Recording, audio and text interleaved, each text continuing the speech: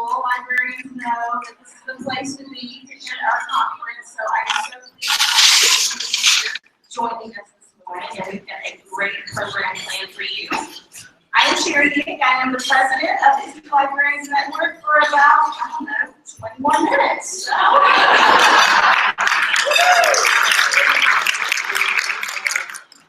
I want to take a few minutes to recognize the wonderful team that we had together this year and recognize some of our award winners. So our Librarians Network recognizes 2 people each year. We give the Librarians Network as our primary award and also our secondary award winner.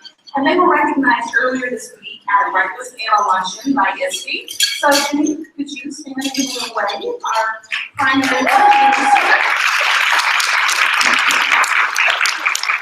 Our secondary award winner is Jim Hansen.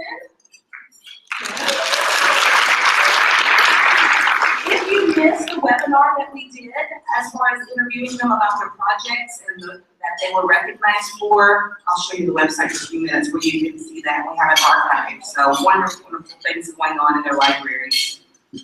Speaking of that, our ISTE Librarians Network website is available. We have a weekly site, librariansnetwork.weebly.com, that you can access. And we try to put everything there. Our monthly webinars are there, our newsletters are there, so it's kind of your point of reference as far as finding all the information that we're sharing with you. Jackie Leash is our, excuse me, our newsletter editor, and we have had a couple newsletters this year, and Kathy Schmidt is our communications chair, and those newsletters are available. And we're looking to do some changes this year, and so we may be sending out some surveys to some of you as far as how you like this information coming to you and what's going to help you further your trade. So be looking for that. This is why he's president-elect. He is definitely my right-hand man. We try to be very active on social network, as you know. That's kind of where we send most of our information out. So please make sure that you're following at ISTE Lib for our hashtag all during the conference, and 24/7 is hashtag ISTE Lib as well. We do have a Facebook page as well, and so we will work on that a little bit more this next year. We found that we haven't focused on it as much, and so if you were avid Facebook users, that's definitely in the plans to definitely ramp that up a bit. Donna McDonald, our past president. Donna, for this past year, wonderful. I don't know if you caught some of the things yesterday, but she was part of the Maker Challenge, and that was amazing. So another shout out there. Donna, thank you for all you've done for us this past year. Make sure you're following her. And I'm not saying goodbye to her, because thankfully she is going to be taking on another role in the network. Our leadership team for the past year, you can kind of see us, and who's not pictured as far as right now is Opal Miller, so shout out. I'm going to give a wave to the camera there. By the way, we aren't filming this right now. So Opal Miller is part of our leadership team, and we'll make some introductions here. We have some new names and faces joining us this year. Susan Goodsby. Susan Goodsby is out there. Yes, Susan Goodsby in the back. Hello. And Andrew Wallace, are you around? I don't know who's made it this morning. So new names and faces are joining our team. We have our communications team. So Kathy Schmidt, Kathy, up here on the front, has been with communications for the past year. She's going to be our chair this year. And as I told you, Donna is not leaving us, thank goodness. Donna has agreed to stay on our communications team. Jackie Leash, our newsletter editor, and Andrew Wallace is joining us. So that team will be working together to work on our website, our Twitter account, our Facebook, and our newsletter, and delivering information for you to make sure that you are in the know and what's going on. Alyssa Marcina has been our professional development chair this past year, and I use this whole picture just to annoy her, so you're welcome. Our webinars, again, we do them once a month, and if you don't catch them live, they're always worth watching the archives, for sure. Speaking of new names and faces, and they may be just new names, I don't think either one of these are new to either of you, but we do have Diana Rendina and Heather Lister who will be joining us this year on our professional development team. Oh, I think that might be the ISTE Young Educator Award of the Year. Congratulations, Diana. So we are pleased to have both of them and joining us on our professional development team. Heather Lister is going to chair that team for us, and Diana is joining, Susan Grigsby.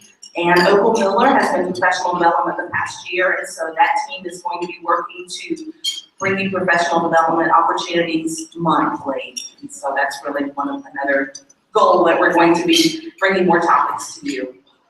Speaking of new names and faces, Alyssa is not a new face, but we are so pleased that she is going to be taking over and coming in as our president-elect. So Alyssa,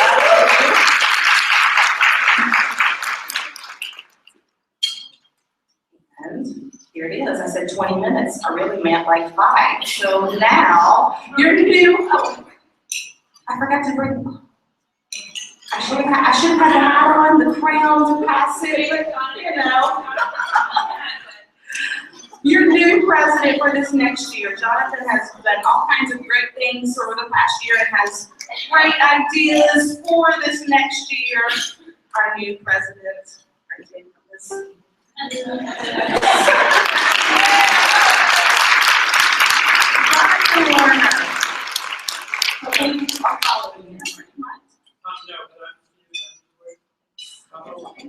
Hi, can everyone hear me? Yeah, sorry. I hate glasses, I hate podiums, they stress me out. Just go to come up there. Okay. Believe me that I was here, but I'm leaving now.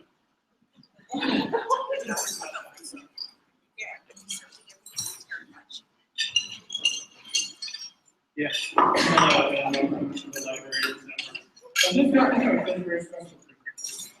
Okay, so I'm just going to talk for 2 minutes about what I'm hoping we can focus on this year. Under this hashtag we've been talking about can't trust this. What does that mean for us, and how are we going to use it as a rallying point for how we focus our work for this year? So one piece I think is to expand the connections we have to administrators. Obviously without them we have nothing, we don't have resources, we don't have budgets, and so I think one of the things I'm hoping we really figure out how to do is connect to administrators and help them understand what we do and why we're invaluable and really indispensable to their work. The second piece is connecting to state history affiliates and to the state library associations. I was approached the other day, asked whether I would Skype into the Missouri State Association's meeting. Yeah, I will. I would love to have the opportunity to talk directly to anyone at these conferences, to present them virtually, or feel free, the Hawaii Association, don't hesitate to bring me over there.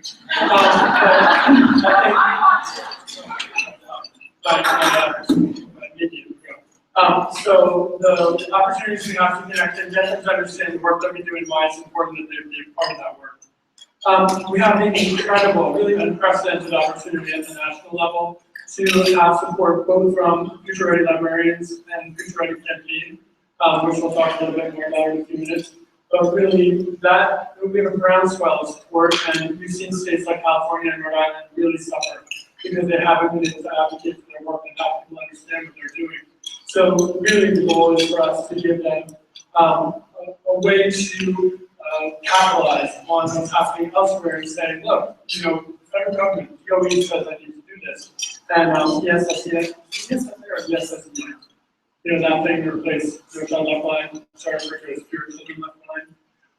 The goal is for us to help them understand the work that we do and why through that campaign we're necessary.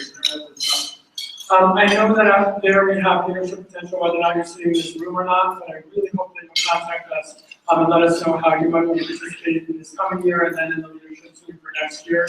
I think we have reached out as much as we can thus far, and yet haven't necessarily reached the geographic diversity we want and the kinds of libraries. And I talked to someone yesterday whose school district is the 5th largest in the country. I'm from Maine. His population in his school is bigger than my state. Wow, that's a whole team of librarians, so that's the kind of thing. Doesn't it seem like we should be connecting to that scale? So out there, if you'll reach out to us and let us know, we would love to have your leadership and join you. I think we also have an opportunity to grow by redefining who belongs in this PLN. ISTE is very generous, and unlike many other organizations, does not require me pay to be part of these events. And so why not connect to administrators and ask other advocates and friends of librarians to be a part of our work. And I think if we don't do that, we're missing an opportunity for them to also tell our story. Nikki Robertson and my friend Patrick Larkin have both said in various ways, you have two opportunities. Either you tell the story, frogs. The idea of the opportunities we have to tell our stories, either we tell them, or as Patrick said publicly, someone else tells them that those stories stuck. And that's the moments where people come in and are like, this school's doing this, no, why do you need librarians? Every year my colleagues and I go to the school board and present and say, by the way, this is what we're doing. Social media is a great opportunity for that, but really taking control of our own narratives. I don't know if you had the opportunity to hear this, it's rather horrifying fact, but at the Family Feud the other day, I was told that the question that we surveyed 100 ISTE members to ask them, what do librarians do? Shush. Didn't make that up. Wow. Alphabetize. Shelf books. Check the internet. Yeah, that's my day. What about you? So I feel like, and I'll talk about this in a second, but I really hope that we'll figure out through the Can't Trust This hashtag ways to tell the stories of what we actually do, and have a voice at the next conference that's really powerful enough for people to understand that that is not a fair definition of our work. And more importantly, that if we're not reaching this network, who else are we not reaching? That's a kind of scary moment. So the onus is on us to figure out how to change that narrative. So this is my contact information. I hope you'll not hesitate to reach out and be in touch. And I think that the way that we rethink this definition of ourselves, and I hope I'll represent with this quick video, but the hilarious opportunity we had 2 years ago to hear from Jennifer Lagarde. Anyone remember what she was telling us to do? Kill the zombies, right? She said, we're suffering from the definition of our profession by zombie librarians, and if we're not zombie slayers, they're going to be disallowed. And that's not okay. That's not the way we want to go. So I'll leave you with this representation that I hope gives you a sense of the work that we do, and where is my notes? There it is. Oh, I want to talk about that too, but there's a link down here on the bottom. How do you use these noise computers? It's so good. Yeah.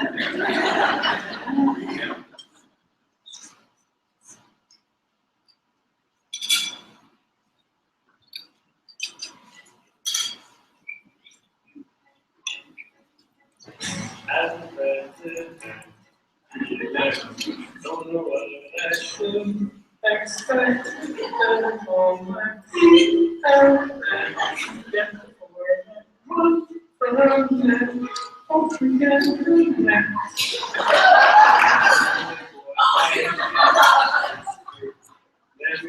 So check. One there. I've been there,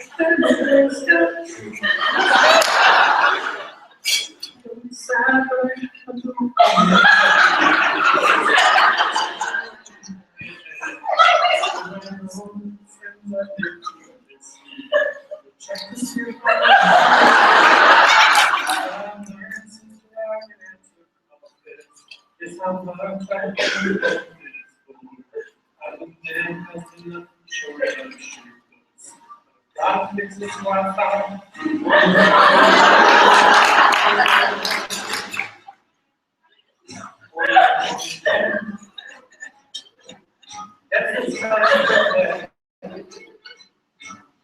And here what she said.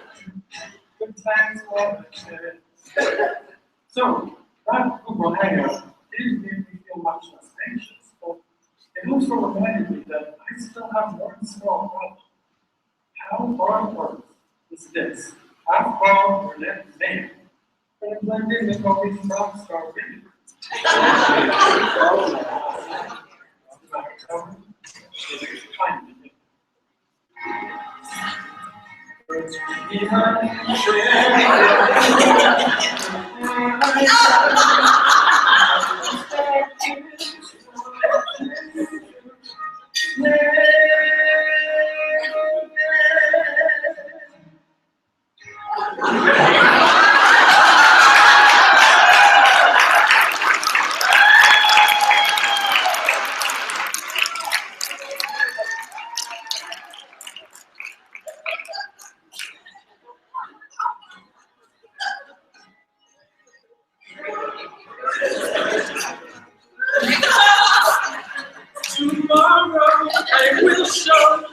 orphan, you all know, is ready to leave.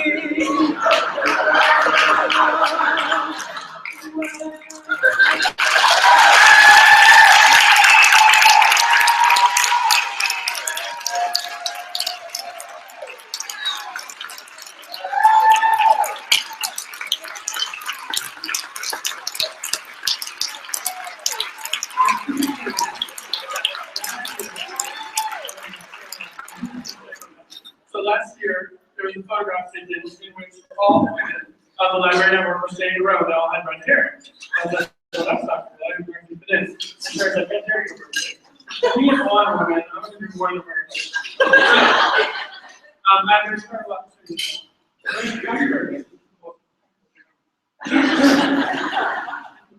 Okay, so, we have this opportunity today, as I said. Yes, I'll put up on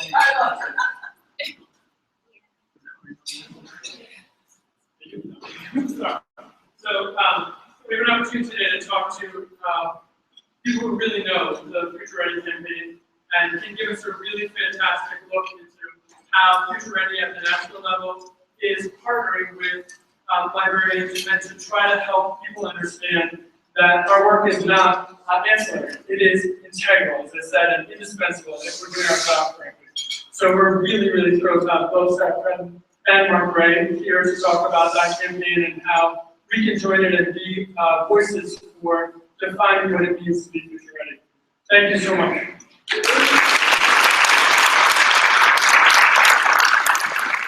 Thank you. That was amazing. I am Sarah Tretton. I work in the Office of Ed Tech at the U.S. Department of Education, and I am so excited to be here today. It's just, I mean, that was the best part of history right there. So Mark and I are here today to talk to you about Future Ready librarians. Before we get started, I just want to say thanks to Sherry and Jonathan and to the entire ISTE Librarians Network for bringing us here today and inviting us to join your breakfast. We think that this is a really exciting opportunity, so I'm excited to give a little bit of background on Future Ready and then talk about the opportunity with Future Ready librarians. So, soft launch on Friday, Future Ready Librarians is an expansion of the Future Ready initiative that really looks at how we can align the expertise and skills of librarians to the goals that districts are working towards, the Future Ready goals of these districts. So we're focusing on two key questions. The first is how can librarians and libraries support Future Ready schools? And then how can we as librarians become more Future Ready ourselves? So quickly, I just want to talk a little bit about Future Ready schools. How many folks have heard of Future Ready? All right, that is awesome. So Future Ready launched in 2014, November 2014 at the White House. It launched with the Future Ready Pledge, which it outlines 7 tenets of digital learning. So superintendents who have signed the pledge are essentially committing at their district level to work toward these goals to transition successfully to digital learning. So it includes things like making sure your infrastructure is in place, your devices are in place, that you are providing professional learning opportunities for teachers to effectively use the technology in the classroom. So since the pledge launched, we have had over 2,200 superintendents sign the pledge. You can actually go to futureready.org and you can search by district and state to see if your district has signed the pledge. And if they haven't signed the pledge, it's a great tool to use. You can say, look, we've had these other districts in our state sign on, we should be doing this too. And we've had several rock star librarians who have actually taken the pledge to their superintendent and gotten them to sign. So it's a huge opportunity, and we hope that you will maybe include that as a next step once we leave here. So essentially, these districts are committing to working collaboratively within their district to set a vision for digital learning. And we believe that team should include library leaders from the district. So just a quick snapshot, but these 2,200 superintendents represent over 16.3 million students. And in addition to having future-ready districts, we've had 17 states sign on to launch statewide initiatives. How many people see their state up on the? All right. So this is a huge opportunity. The future-ready state initiatives are still kind of in the early stages of being formed. And Mark and I have talked with several folks about the opportunity to connect the leaders of those future-ready statewide initiatives with library leaders from their state so that they can help kind of shape what that looks like and what the role of the librarian can be in the state level. And so essentially the states are looking at ways that they can support the future-ready districts that are within their state. So another opportunity that is coming out of our office is around the use of openly licensed educational resources in schools. How many people have heard of Go Open? All right, not to be confused with Goopin. You need to capitalize that second O or you're in a completely different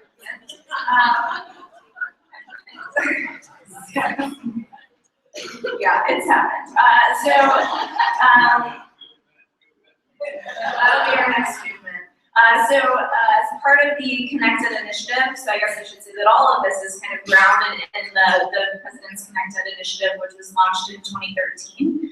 One of the pieces of that initiative calls for access to high quality, low cost digital content for schools.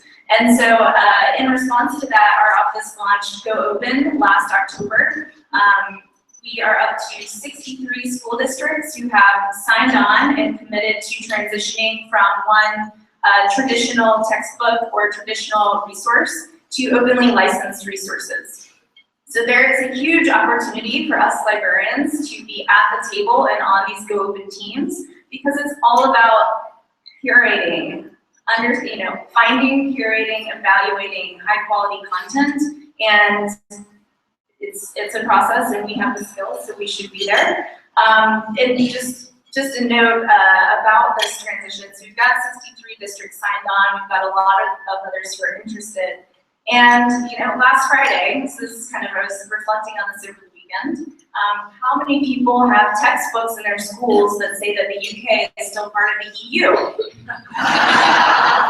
So if you just purchased that history textbook, you might be 7 years before you get your information updated. But with openly licensed resources, it provides anyone the opportunity to take the resource, keep it forever, adapt it to their local context, and make updates as things in the world change. And I think another exciting piece of that is getting students involved in doing that as well.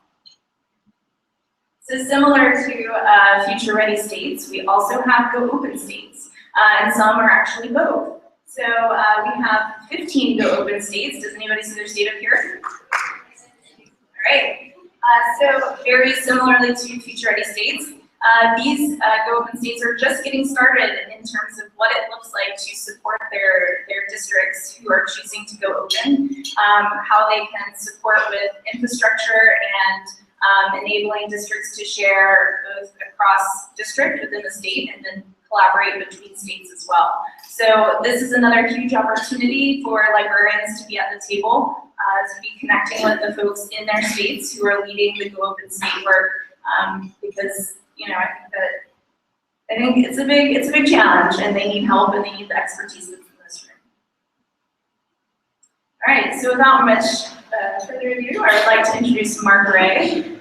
He is a Future Ready Librarian Lead at the Alliance for Excellent Education and also a Future Ready Librarian from Vancouver Public Schools.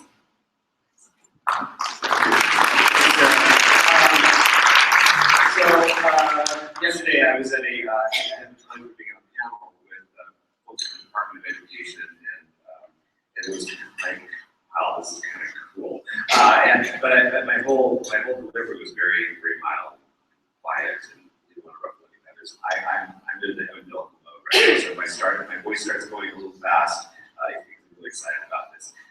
When I was prepping to do my TED Talk, introduction. My name is Mark Ray. I'm the Chief Digital Officer in Vancouver Public Schools. I was a teacher librarian for 20 years.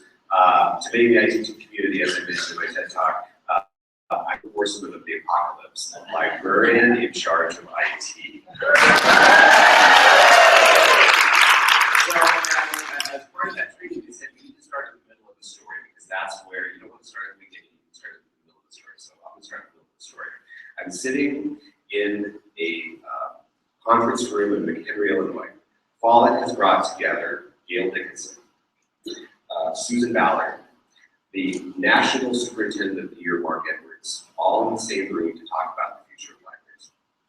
And I am anticipating that what is going to happen is something like a junior high school dance, where the librarians are on this side, and the administrators are on this side, and everyone's just going to look awkwardly at each other for the next 2 hours. And what in fact happened was that within about an hour, there was an amazing agreement about what needs to be done and how libraries can support 21st century schools. And from that, Future Ready Librarians essentially evolved Project Connect, and we thank Follett for that support. And now it is iterated to Future Ready Librarians, and I'm very excited to be part of that. So this is a very simple question. We have 2,200 superintendents that have signed on to Future Ready. Many more will follow on. The question is, why do we not leverage the amazing educational leadership of librarians to support that work? It's absolutely logical, and so that's basically the question we're going to pose. Sarah really kind of framed this. This is an opportunity for a win-win situation. It's an opportunity for librarians to be part of the solutions in their schools, but it also is an opportunity to strengthen the profession as a whole and to redefine what it means to be a librarian. So what we did is we actually pulled together a group of library leaders from around the U.S. Pretty quickly, and we looked at the Future Ready framework, and we literally tore it apart. And we got together in the San Francisco Public Library, and we pulled out those components and said, these are the things that librarians can do. They're already doing these things. It's not rocket science. The Future Ready librarians are throughout this room today, and we're doing that work. The difference is that instead of preaching to the converted and saying, yeah, we're doing this stuff, this is the language of superintendents. This is what they care about. They want to transform their classrooms and their districts, and so we can use their language to connect to that work. And the framework itself, we made it very simple. It's a one-pager, front and back. We know that when you're working with educational leaders, it needs to be simple. And so we basically, and that's not put down, it's just people are busy and I can speak from experience. We basically took the components of the Future Ready framework and then linked it to the things that librarians can do. So these are just representative examples of that.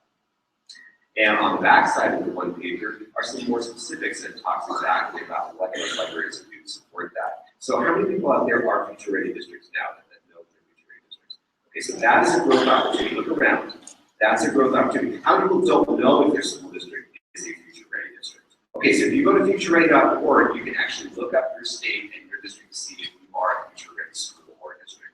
So, challenge to you is how are we as librarians going to support future readiness in our districts? I want to close with one thing. This has been kind of an interesting conference for me because people are saying, like, you know, does future ready librarians really matter? We've tried this again and again to try to transform what we do in libraries and make that message to district leaders. I had 2 conversations with vendors that asked, do you really believe that librarians are going to be around in 10 years? And they're friends, and they got that, and that's a great, well, okay, so, and I answered, I said, absolutely. And I also believe this is a unique opportunity.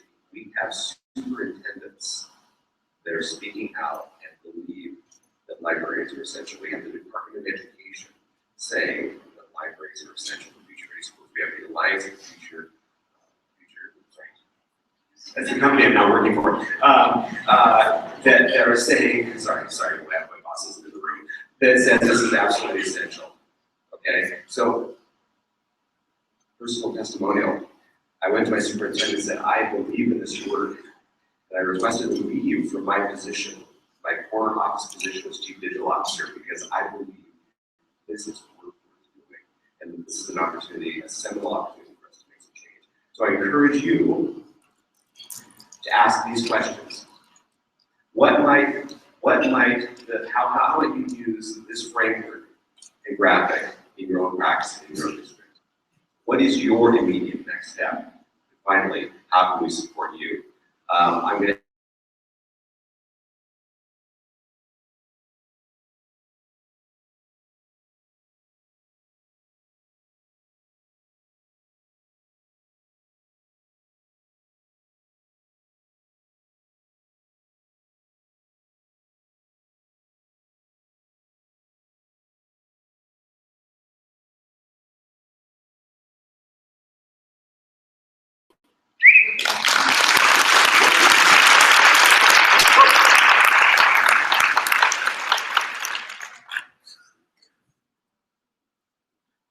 But wait, there's more. We still have amazing speakers coming your way, and I want them to be able to tell you more about why we've invited them today, because if we talk about librarians and connections and things like that,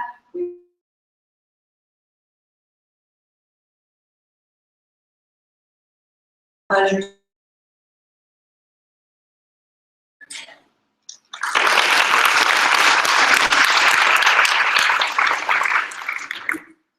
All right, good morning. How was everyone this morning? Good. All right, well, we're going to get set up here. You're just going to hook the computer up. And first of all, we're honored just to be here in Denver. We're so honored to be with you on this last day of closing. We hope. So, all right. It wouldn't be a two guys keynote unless we do this. It's kind of what we do. We like to throw things into the crowd. Don't worry, they are foam. Yeah, right here. So these are foam blocks. We're going to throw these out to the crowd. And here's the thing: to have a little message on the bottom to figure out what to do with them. Now the thing is if you want one of these.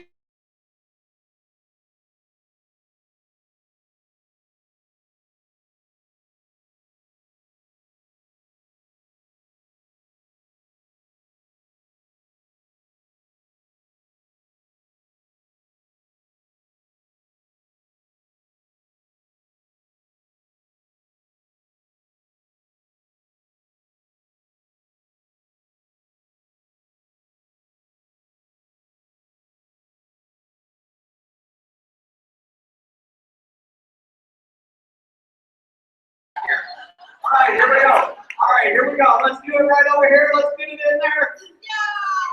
Oh, you got it right there. Well done. Like Brett said, we are so honored and excited to be here with you guys. And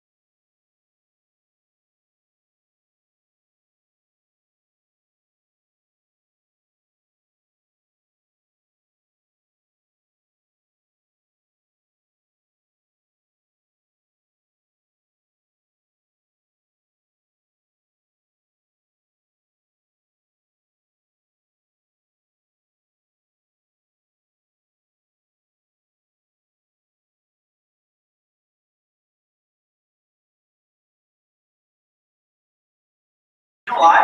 We have this like human Swiss Army. You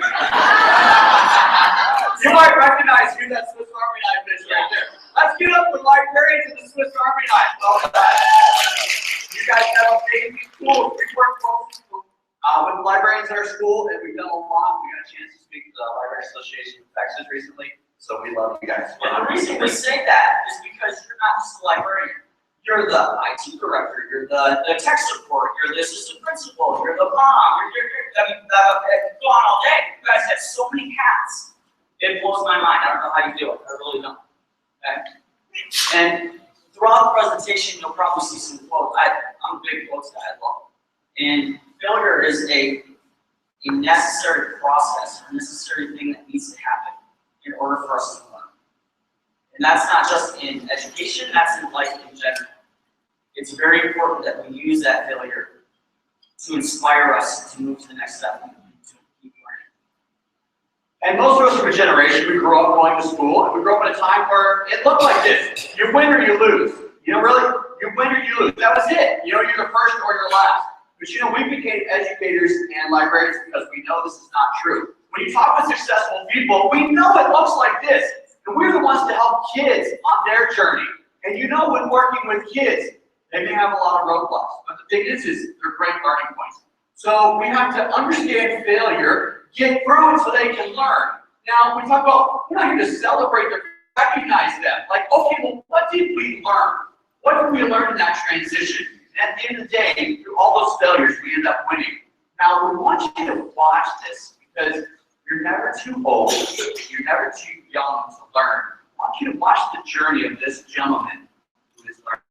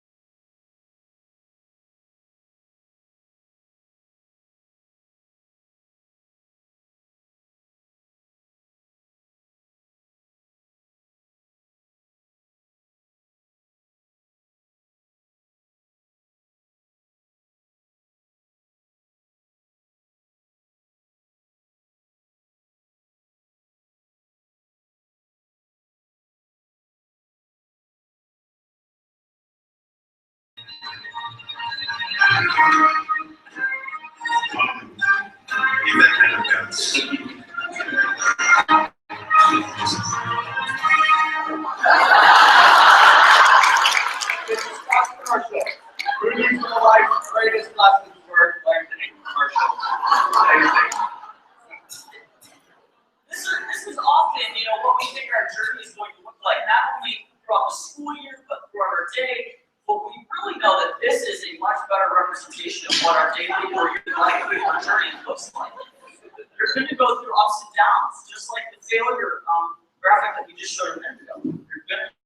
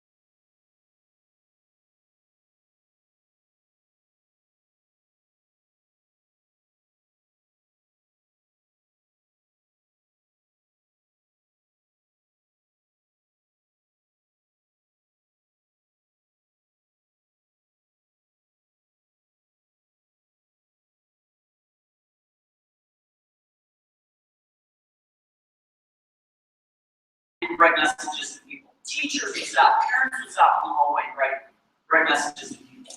Doesn't matter if they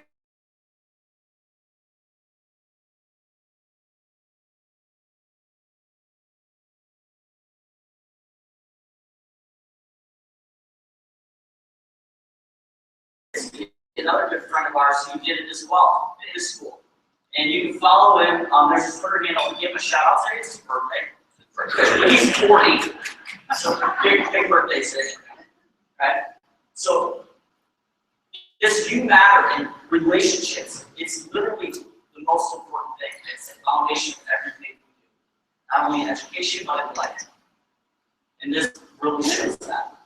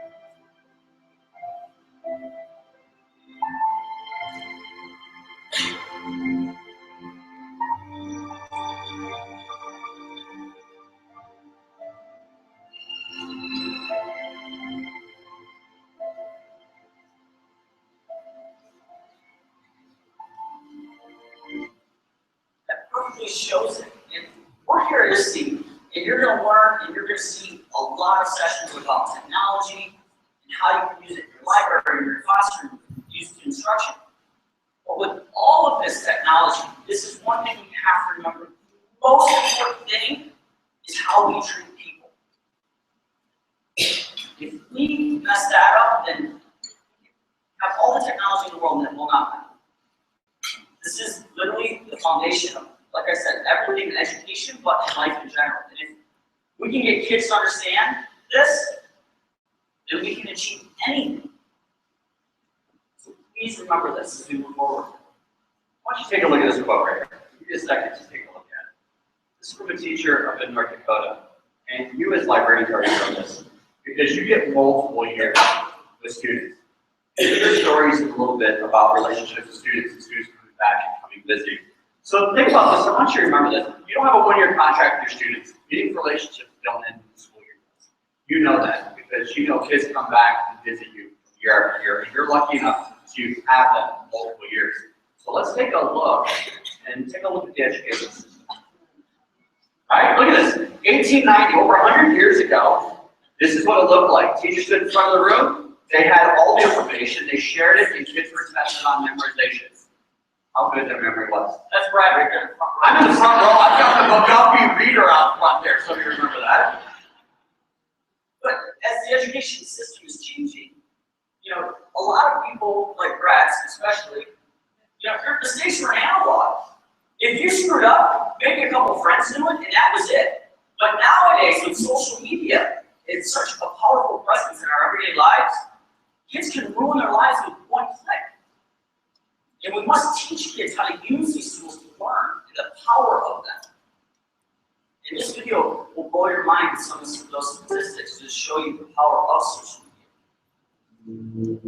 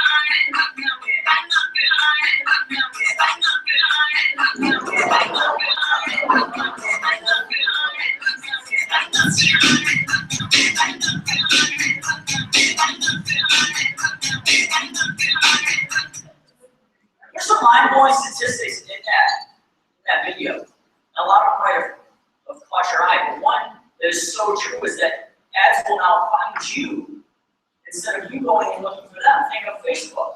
I always know when my wife has been on my Facebook because I'll get on, or on my computer, I'll get on Facebook, and every ad on Facebook is about her car. Literally every morning. So that's how I know she's using my computer. Okay? What's your model? All right, so I know there's a lot of statistics in there. I want you to think about this one. It said consumers will buy $6 billion in virtual goods, and moviegoers will buy $2.5 billion in physical goods. Think about this. We in this room are of a generation. We like to have things that are physical goods. Every morning, we will go and get a $5 coffee, we'll spend $5, we'll drink it, gone. But when we're in school and we're looking at an app, and that app is $1.99, we're like, well, I don't know. I don't know, it's $1.99. I know as soon as I hit purchase, I have it forever. Well, I'm gonna spend $5 on a coffee and it'll be gone every day. Kids today are just as happy with virtual goods. I have 2 boys that love virtual goods. First thing around, what do you want? Oh, I want an Xbox Live card or a League of Legends card. I'm like, well, why? What does your League of Legends card do to you? Well, it gives me a better skin on my character. I'm like, okay. I would still rather have a $5 gift card at Target than any virtual good.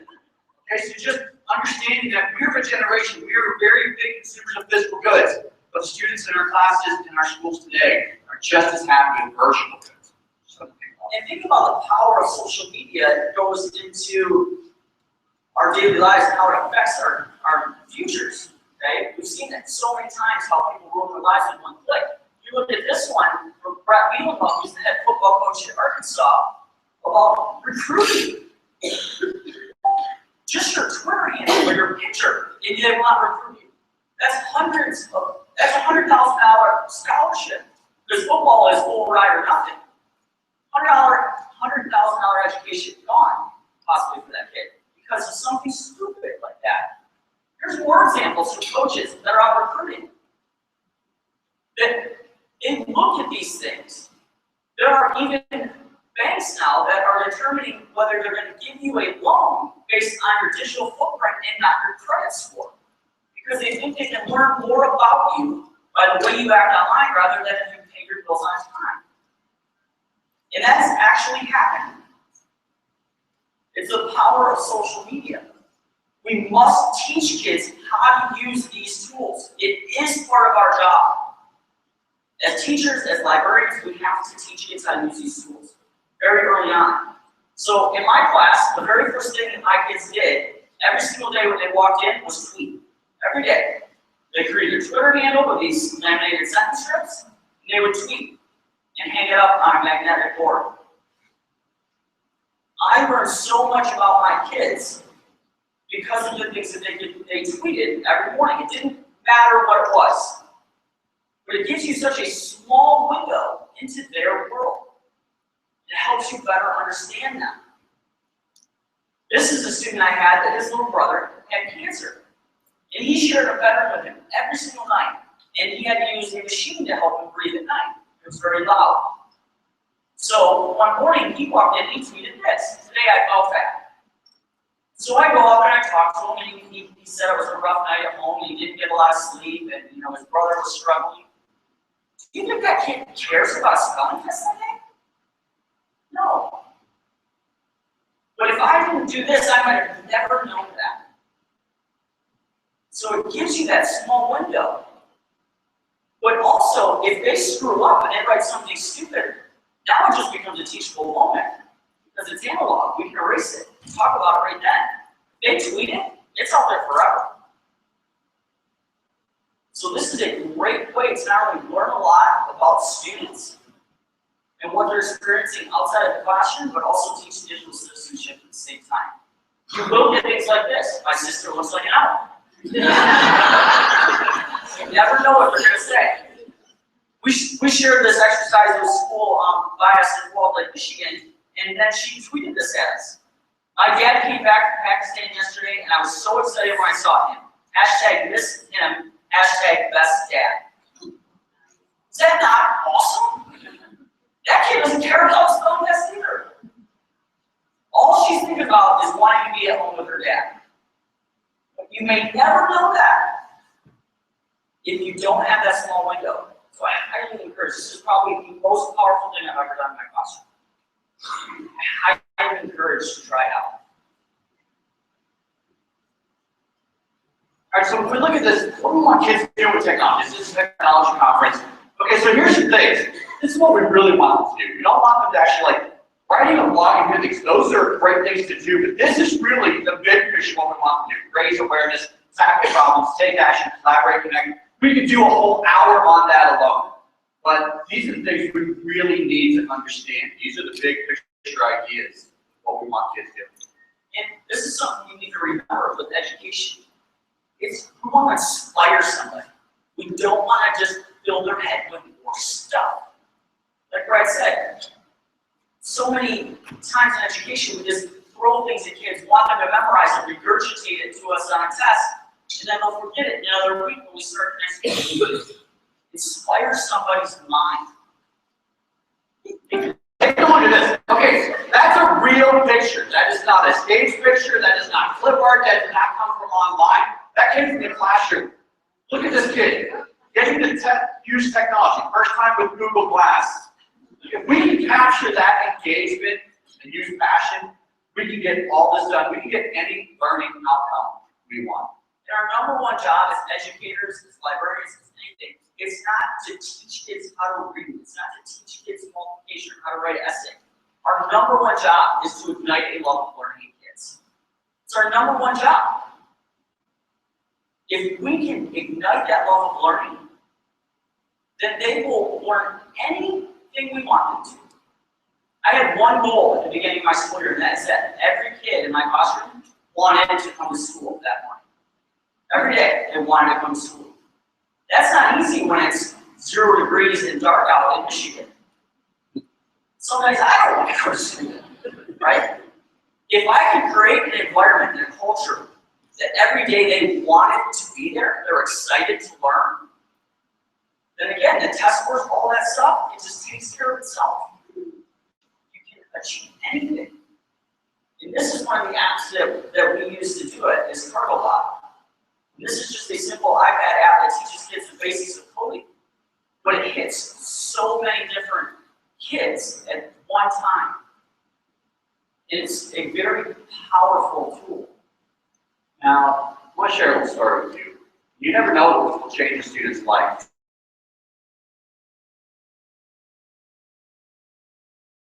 Like, sometimes we'll get a letter from them when they're in high school, and they'll write a letter to somebody that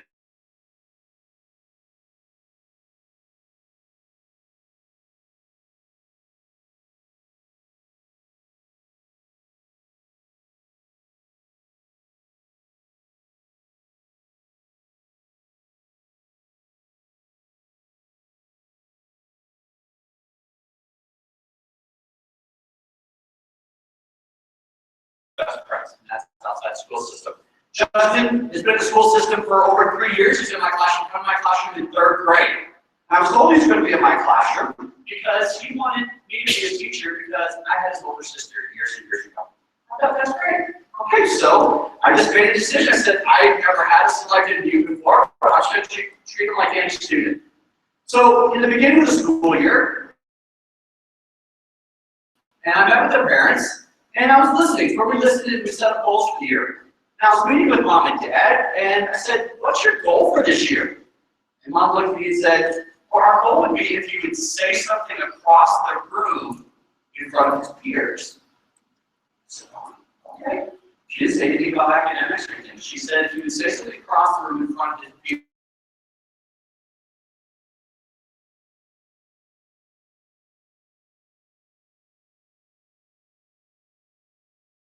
System, you know what this is about. We do lunch count every day. Okay, so lunch count. You're in 1 of 2 camps.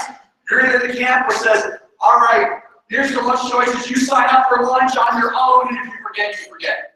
Okay? Or you're in the side, it's like, I can't do that every day because 6 kids forget. I was in the camp where I call every student's name and they tell me what they want for lunch. So I go through my class list. I'm like, all right, guys, today's lunch choices: pizza, hamburger, hot dog. Those are really our lunch. Seriously, awesome. So I go through the list. I'm like, all right, lunch choice today, Susie. She tells me what she wants. I get to Justin. He stands up, walks around the room. He comes up to my desk, and he points. Okay, great. So I'll move forward a little bit. So CargoBot. So I was doing an iPad rollout. I had 5 iPads. I mean, you imagine that. I was so excited. I had 5 in my room. I wrote a grant and got 5 iPads. I felt so awesome about that. So I was doing an iPad wall, and I picked some apps to use with students, and Carnival was one of them. So for a couple of weeks, all the students were using all the apps. One thing I noticed was Justin started using Carnival. He was pretty successful at it. It was pretty cool. So I'm like, all right, well, a couple of weeks.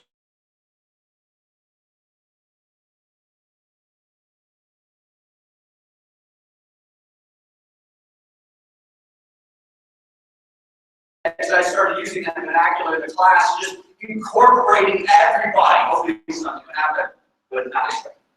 So I said, all right, I'd like to hear from everybody. Also, I'm in the middle of the room, and I get a little tug on my sleeve. I look down at Justin. Looks at me and goes, first. I'm like, what? I go, yeah. I go, Justin's room going first, like it's nothing. I turn around to the back of the room, I'm like, what just happened? Oh, that's awesome. So I had a handheld mic in my room. Justin and his group goes up. I'm like, all right, Justin, the group's going. I don't know what's going to happen. So Justin grabs the microphone and goes, he starts talking about the carbot. Like, he was very soft. He started talking like, that's awesome. So a week later, I'm sitting here in class, and I'm starting to do math. Well, I'm doing a math problem on the board, and I'm like, all right, who thinks they know the answer? Justin's hand goes up. What? I don't even know who knows the answer. So I'm like, all right, I kind of overlook a few plays, look, and I get an answer. I'm like, all right, I'm going to put a good answer on the board. I do a real nice, easy math problem. Like, all right, who thinks they know the answer? Justin's hand goes up. Justin! He's like, 16. I'm like, yes! I'm like, I'm going to pull this kid out as much as I can. Now think about it. I have a decision to make. I go call his parents or not? I made a decision. It's October. I said, you know what? I'm not going to tell the parents. One of two things are going to happen. Either he's going to go home and tell his parents, or not. And I'm okay with either way. I said, because what I don't want to do is like go call mom and dad. He gets off the bus, like, you're talking! He's like, Mr. Wade sold me out. I'm not talking anymore. So, but I'll tell you, I'll never forget the first time I told him to be quiet. Yeah, let that sit in for a second. Snack time, elementary classroom, organized chaos. You get it, okay? So, snacks going on. I hear some knuckleheads on the other side of the room being so loud. I look up, it's Justin. So before I thought about it, I go, Justin, quiet down. You're the loudest person in the room. I'm like, what did I just do? But it was fine. It was fine. He didn't miss a beat. I guess, staying on the street like an student, because that's exactly what I said. So let's take a look at this. It's November now, and I have parent-teacher conferences. And I know that I'm about to meet mom and dad. So it's Wednesday morning, and I looked on the sheet, and Justin's parents signed up for that last spot of the night. That's the one where the parents are like, well, maybe I'll get more than 20 minutes. Stay late. You know. So I was thinking back, I remember mom said, if Justin would just beat across the room in front of his peers. So it's snack time, Wednesday morning, and the light bulb went up. I said, hey Justin, I'm meeting with your parents tonight. You want to make a video about Carpalot? He goes, yeah. So I gave him an iPad. I had an iPad. And, we as educators, like, we're going to make a video. Clear the room, quiet down, this is going to be great. I'm like, they sit first. I'm like, it's noisy, it's chaotic. I'm like, all right, we're going to film it right here in front of all the kids. So I gave him an iPad, started filming. I said, just say something like, hey, mom and dad, I know you're new to Mr. Wade. I just want to video my part of that. So he makes this video. So I'm meeting with his parents Wednesday night, and I just done what they have done for 3 years. We call him a low achieving student. He doesn't talk. He's in reading recovery. Think about that. That's not easy to do because service reading recovery don't talk. Okay? So I went through all the test scores and everything. And then I said to mom, dad, I want to show you something. I want to show you something we're doing in class. So I gave her an iPad. I said, this is something we're working on. So just go ahead and push play. So she pushed play. Also, her son came up. He starts talking in the classroom in front of his peers to his parents. He says, hey, mom and dad, I know you're meeting with Mr. Wade. I just want to tell you about Carpalot. And Justin goes on for 90 seconds for the first time talking in school that his parents are seeing. And I look up, as the video fades off, I look at mom, and she's just got tears in her eyes. She's just crying. I look at dad, and he's just speechless. So I look up and I say to mom and dad, I say, what now? Mom looks at me and goes, let's talk academics. Think about the first time in his educational life, mom and dad started talking about academics. Because he was pointing to a student in their mind that was different. But I didn't see it as any different as any other student. So you never know. It's not always about Cardinalbot, but it's always going to be like the thing about Cardinalbot is Cardinalbot spoke his language. You never know what's going to be. It's about the relationship that we create with students. Sometimes you may never see what's going to happen, but sometimes you get that opportunity right in front of you. So just remember that. This is why we are in the education system. And people will do amazing things if they have the ability to believe in themselves, but know that you believe in them too. Justin never would have came out of his shell and spoken in front of his peers if he didn't feel comfortable to do it in that environment. If he didn't think Brad had the trust in him or the confidence in him to do that, he would have never done that. So that's what the power of this really is building that environment to allow kids to really show what they can do. And this is an unbelievable statistic of 65% of today's school children will eventually be employed jobs that have not yet been created. Think about that. And that's a study by the U.S. Department of Labor. We have to prepare kids for a world where they have to collaborate and solve problems using technologies that don't exist yet. And how do we do that? It's by creating relationships with them and creating an environment that allows them to explore and grow and achieve things that will blow our minds. They just have to have the opportunity to do so. And as we start wrapping up, I want to leave you, this is one question I want to ask you. Are we preparing students for their future or ours? And this is what I mean by that. Growing up in a time where popular science and Jetsons always knew what the future is going to be. And so becoming a teacher and an educator, I already had the mindset. I knew what I was going to be teaching kids. I knew the world I was getting prepared for. Well, let's fast forward 10 years. My mindset was still the same. My kids were very different. We have to start thinking about the statistic that Drew just put up. We may not be preparing ourselves for different jobs. We have to understand that the students are going into a very different world than what we were familiar with, what we grew up with. So it's really a mindset and an understanding. And we all are in this for a reason. We all have something to share. We all have a personal gift to bring to this world. What is your gift? What do you want to share?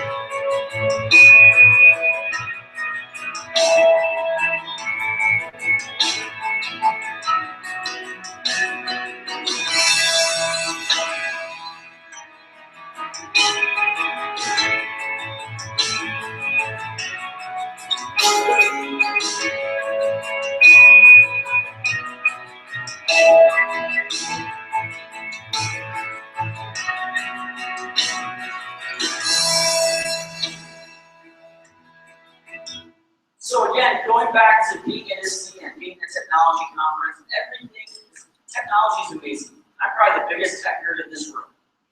And I love it. I cannot get enough of it. But I do know that it really does not mean anything without us. Okay? Please remember that. You are the difference maker, the catalyst. I hate hearing people say, oh, I'm just a teacher, or I'm just a librarian, or I'm just this. You're not just that. You are that. You are a librarian. It's something you should be very proud of. You have one of the most important jobs in education. You impact every single kid in the building. How many people can say that? Not many. So please remember that the impact that you have. And that, really, this is why we do it. We do it because of the kids that we get to interact with on a daily basis. We didn't get in this for money, obviously.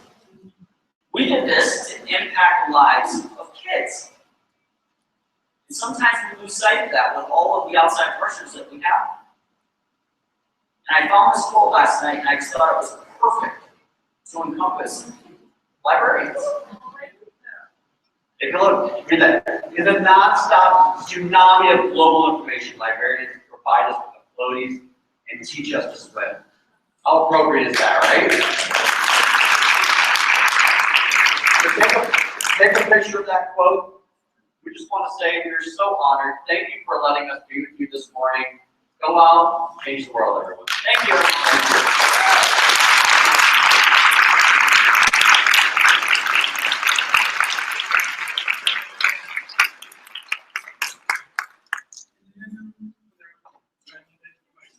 So I think we just proved our point that we need to reach out to people who understand us so that they are telling our stories about what better advocates we have to them and to them.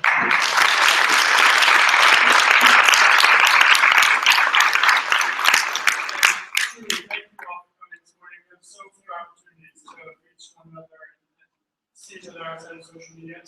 Important questions. Does anyone have a name for your research or friends face to face? I need that. Librarians do some research. But Sherry and I first met. She knew who I was, and she's here. I'm like, hi, Sherry. Oh, hi. Oh, my husband. Or this Lenza. Hi. She introduced me to Joyce Lenza. Hi, Joyce. Oh, hi. So, this opportunity we have to meet each other, please get a chance to talk. That's what this conference is about more than anything else. It's these face-to-face connections. Please email me, be in touch through these hashtags so we can learn more about your work. And again, we really appreciate your patience. Thank you so much.